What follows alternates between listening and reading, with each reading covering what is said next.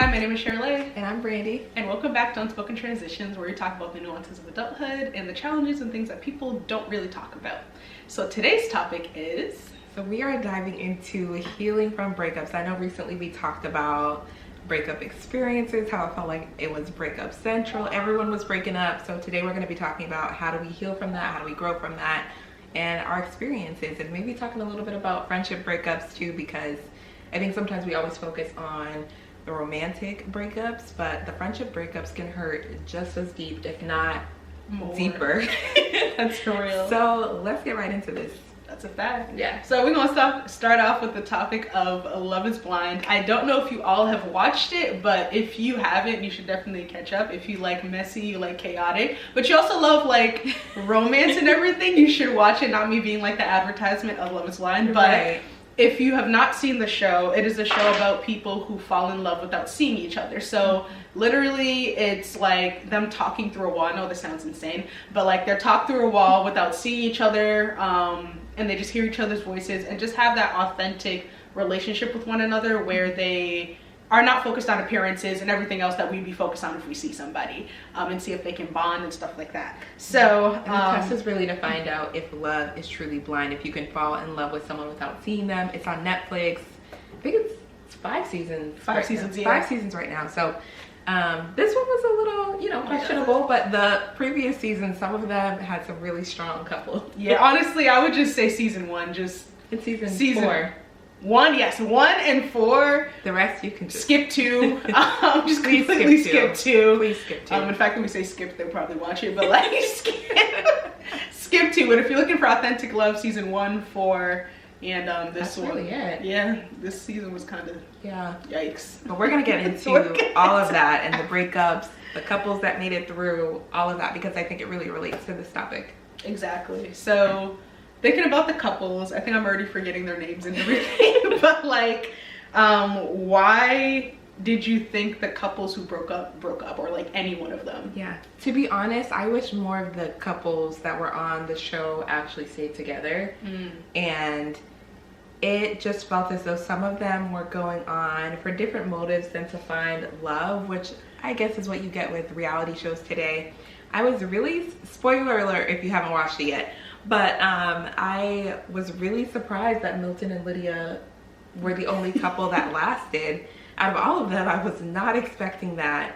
And I think they stayed together probably because they had a lot of similar passions, it seemed like, with their professions, their careers. The age difference threw me off though, because I think she is in her early 30s and he was 24, I think.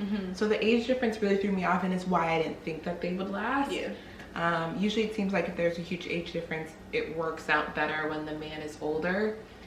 But for some reason it worked out, but it also seemed like Lydia was very much a hopeless romantic. Yeah. And like we were talking about in our first episode of season 2, sometimes you decide whether or not to go by, I guess, how invested you are in it, or how much you may want or crave that intimacy, that relationship.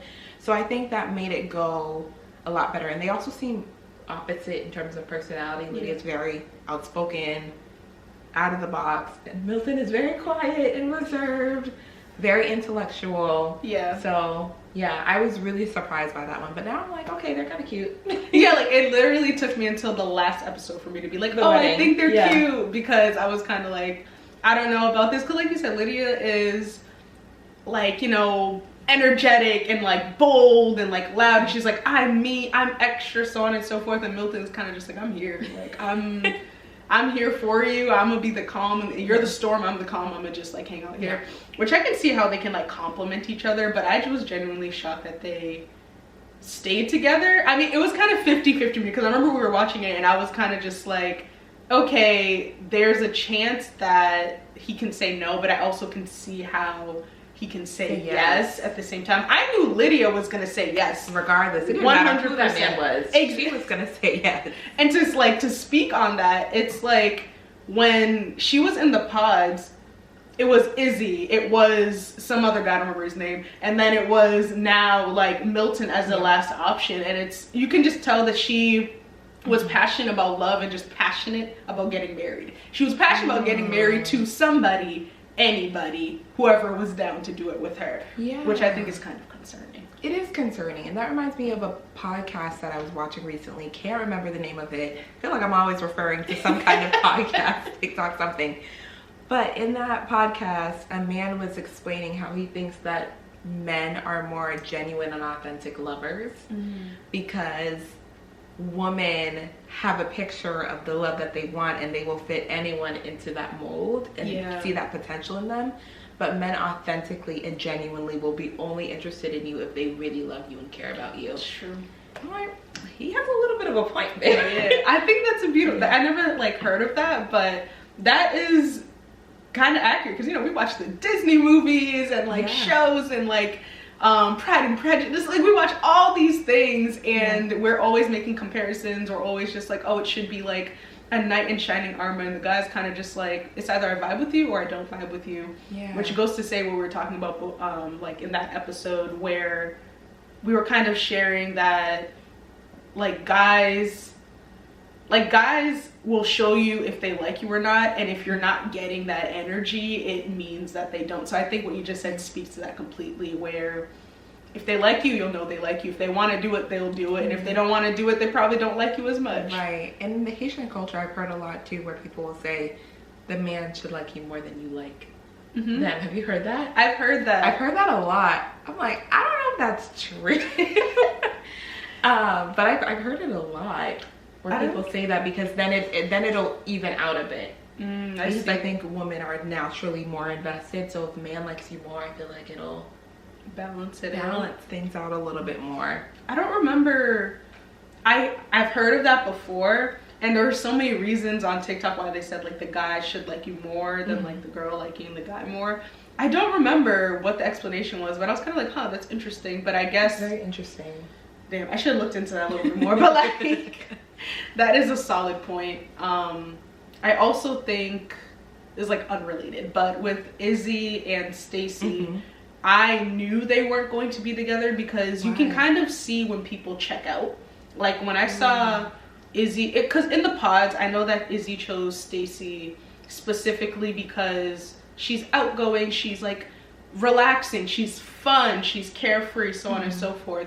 But I knew it wasn't going to work because the pods are yes to build a connection, but you're supposed to build a connection to see how you're going to go out and live life and everything. So if you were just building the connection on fun, excitement, like all of the above, then what are you translating to into the real world? So unfortunately for them, when they got into the real world, it was like, okay, now we plan on living together. That was a reality for Stacy. Like, oh, like I don't like how he lives. And then it was, okay, you have different finance problems. I don't like that. It's like, okay, I didn't like this, but I feel like if they discuss all of the unfun things in the pods, then they wouldn't have made it out of it. Right. And I know that Izzy was saying that, oh, like I didn't pick Johnny because she's not as fun and everything, but she's too serious. But ultimately, you guys were able to decide, oh, we're not for each other because you have those real conversations in the pod. So I don't know, you can see it as the episodes go on if you go back, but you can see Stacy checking out. Like she learns how he lives and she's kind of just like, and then she like, and then it's kind of like she was just getting the ick slowly developing the ick. And then I saw a scene where Izzy was just like eating and everything, and Stacy was side-eyeing him like, why are you eating like that? And I was like, you know, everything the person does is starting to just like disgust you essentially. Wait, I think we've all been where it's like the way you're even chewing right now, it's just, that wouldn't have bothered me if I really would like like, but right now it's gross. Like I mean gross. No, I didn't think he was doing anything wrong, but I think he was also starting to feel it. So now he's super self-conscious about how he's talking, how he's eating, what he's doing. I feel bad for him a little bit. It's almost as though it was a confirmation bias of, I don't like you, so any little thing that ticks me off, let's just add it to the pile of reasons why I don't like you right now. We should not be together. Exactly. And the excitement only lasts so long, like you said. It really it's important to have conversations. We need to come up with a list of something of like the topics that you need to talk about with your partner before you decide to commit. Even before being like boyfriend and girlfriend as well. Yeah, like are your goals aligned? Are your values aligned? Because these things, some things are just not going to change, or they might like also, but yeah, it's okay if you change your favorite color from like, you know, blue to pink or something like that. But whether you want to have kids or not, you should have that conversation beforehand. Your finances, exactly. You have that conversation. If you're planning on traveling for 9 months out of the year every single, you should have a conversation about that. Right. Because it can really dismantle and break the whole relationship if you don't talk about these things. Exactly. And in Stacy's case, like I knew, and it's like I already knew she wasn't gonna do it because of how I could see her checking out in her body language and everything. Mm-hmm. But what also confirmed it is when on the wedding day the mom was talking to her and she was just like, oh, like how are you feeling essentially?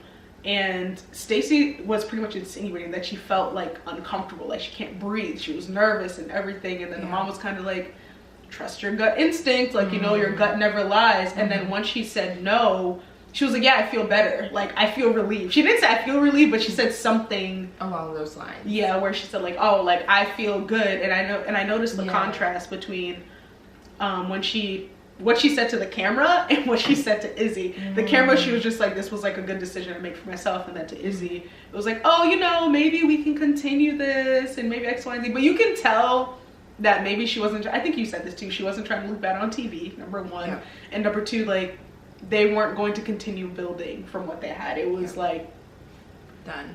We're done. Like we're all set. We're so done.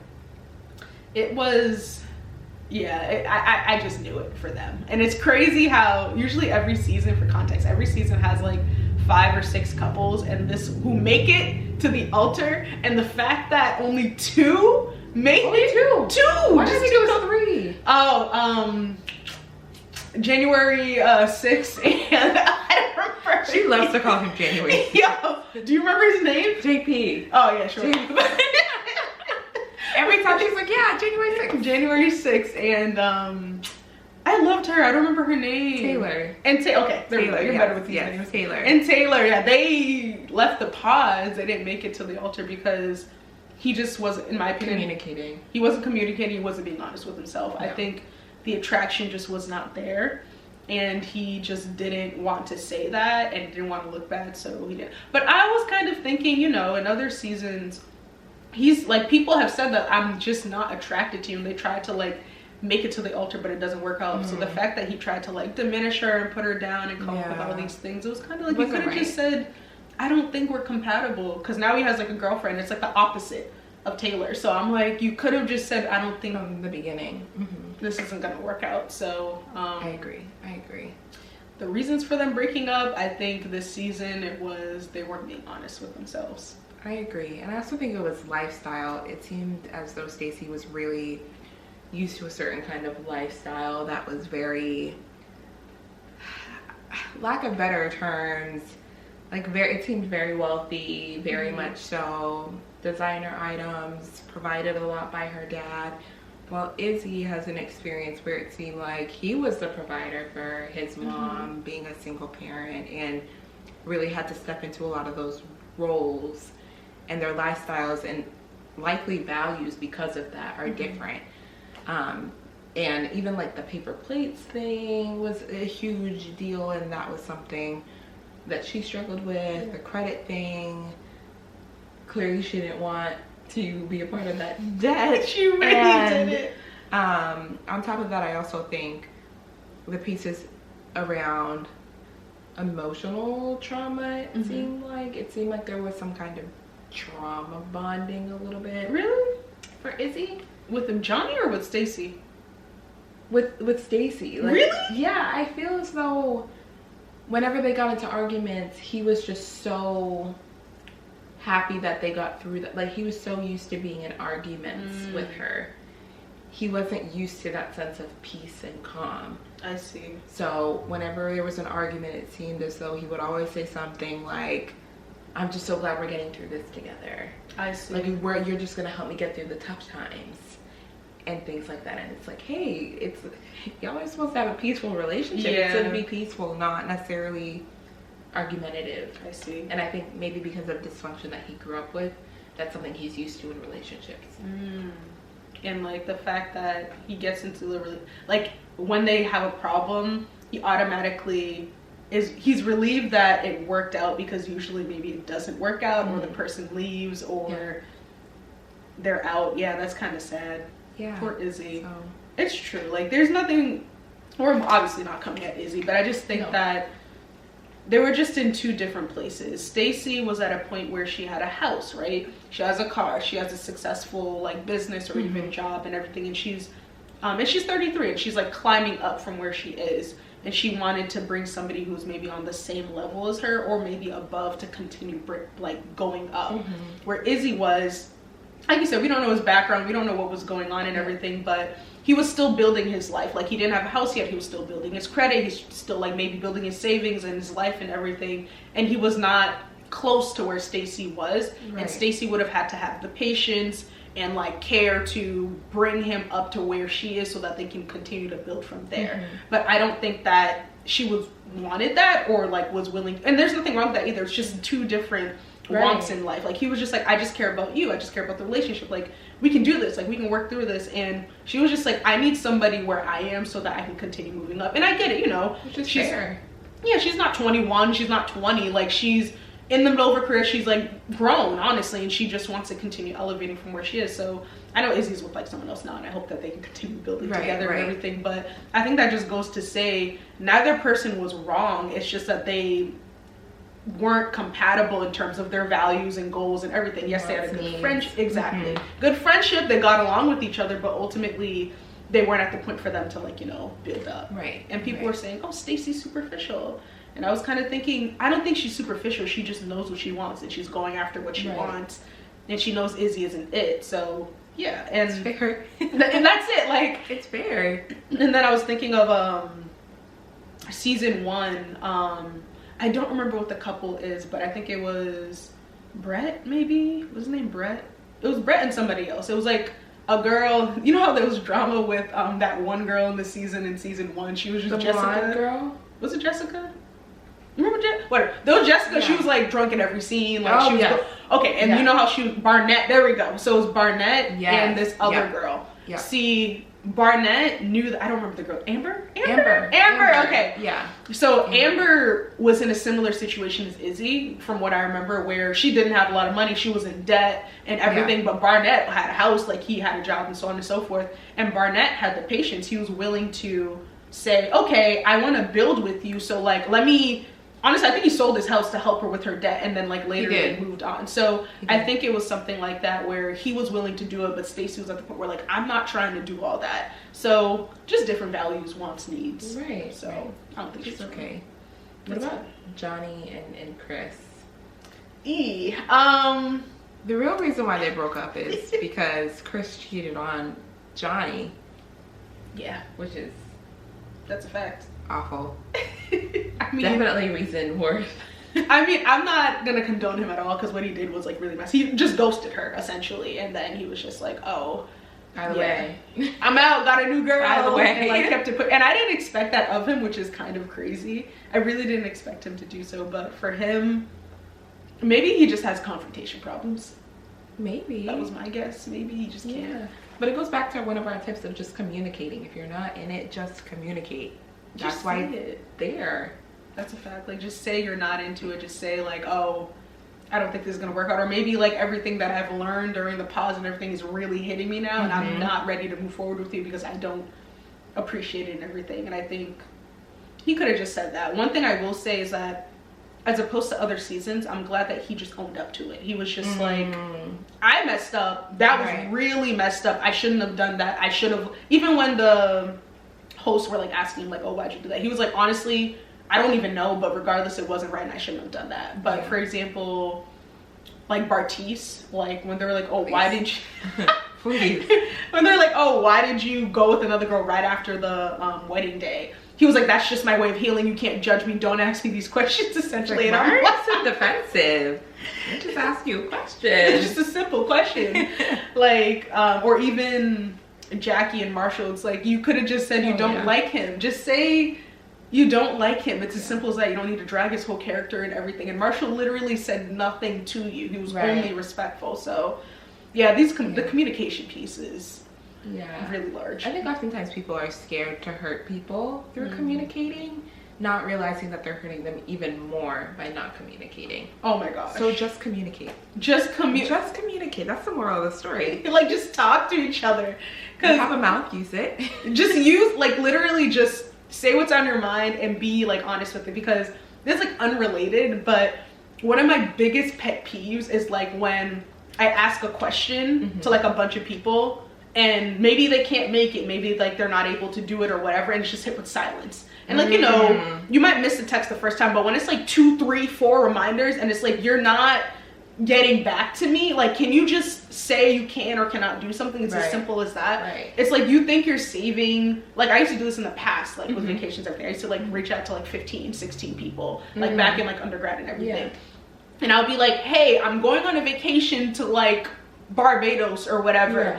Who's in, who's out, whatever. I have like 3 people respond, and then I'm like, crickets. Everybody else, what's going on? Nobody wants to say anything, and then now I have to send 10 individual texts just to get, like, your mind of, like, where, and even then sometimes they don't respond. And then I think one day I was just blunt and I said, you not responding is not saving my feelings. It's actually getting on my nerves because I'm playing an Airbnb for 13 people and there's only 4 people that are coming. Like, the price difference is 2 completely different. Back when Airbnb was actually affordable. But, like, the price difference are 2 different things. So it's like, you think you're saving your feelings. You think you're, like, trying to, like, oh, not hurt them by not saying anything. And just, like, it's really not the case. You're just, like, you're hurting the person more. So it's like, if you're in a relationship, a friendship and stuff like that, it's better to communicate these problems and work through them. But I do understand the layer of sometimes you try to communicate a problem to somebody and they just kind of go off the walls and don't want to take accountability, or they get defensive or deflect or gaslight, so on and so forth. And I feel like that's like a whole other avenue. But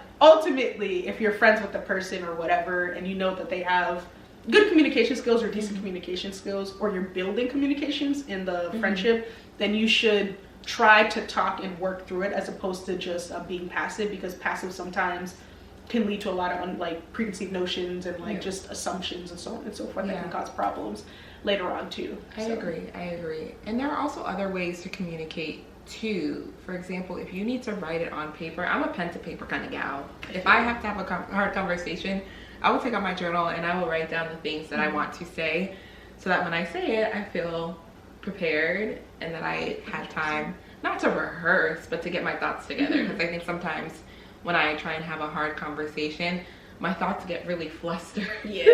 And I realize I don't say anything that in my head I really wanted to say. So sometimes it's okay to get out that pen and paper. Everyone has a notes app on their phones. Get your thoughts together so that you can have those difficult conversations. And they feel less scary because you know what you're going to get off your chest, and you also don't feel as though you left anything unsaid. Exactly. Especially when, because I'm very similar in that sense too. Like, I have to, if I'm in the heat of the moment in my feelings, if I try to talk to you, who knows what's gonna come out of my mouth, you know what I'm saying? But like you said, writing it down, I like to go on Google Docs, because sometimes my thoughts are way faster than like my hands can keep up with. So I'll just go on Google Docs and just like type out everything I'm feeling, all the nasty, the good, whatever, all of the above. And then once it's out, I'm like, okay, what do I actually want to address? Like, what do I want to say to you? So like, just making sure that like when you're in the heat of the moment and when all of these thoughts are like running through your head and everything, it's important, for me at least, it's important to have those points written down, so that if the conversation goes off like the road, you can always come back to something concrete to discuss and talk through, because that's the point of the conversation, to work through the issue, not to bash each other or all of the above. So I also like to write things down and just make sure that what I'm saying is intentional, and that I'm not just speaking out of turn because I'm just so upset or so like I don't know, just like angry or sad or just emotional, so on and so forth. So I agree with writing things down 100%. And I know the last couple is Uche and Aaliyah.